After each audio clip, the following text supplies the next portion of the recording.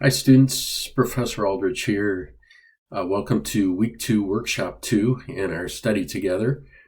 Great job on getting your feet wet in the online learning environment. I know there's a little bit of a learning curve on the front end, but trust me, you will become more and more adept at the platform and using the tools as time progresses. So hang in there. You're doing a great job. So this week we're going to be talking about some really important issues: integrity, proper godly communication, as well as discerning the will of God for your life. So those are pretty impactful topics that we cover in this course. So I'm looking forward to reading your thoughts and just seeing how the Lord is at work in your life through our study together. A couple of things I want to point out.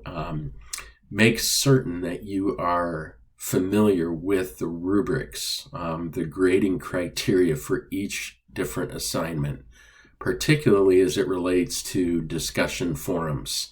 The way that you interact on those forums and the content will determine your point value. And really, even more importantly, honestly, is the type of interaction that we have. We learn best when we learn from one another. And so having substantive dialogue between one another is important. And those rubrics are a means to really encourage that. So make sure that you are familiar with those and that you're getting accustomed with those, as well as APA format. There are many, many tools at Grace to climb the learning curve of learning how to do APA. And I would have to say, based on what I saw in the papers, this group is doing extraordinarily well in terms of your first shot at APA. So keep climbing that learning curve, keep using the tools that are available. Step by step, you will grow in your knowledge and your skills in using all of these platforms and the APA formatting, and so on and so forth. I'm praying for you.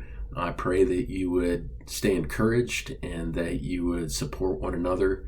And we'll just see how God is going to work in each one of your lives through this next 4 weeks. God bless you, and we'll see you online.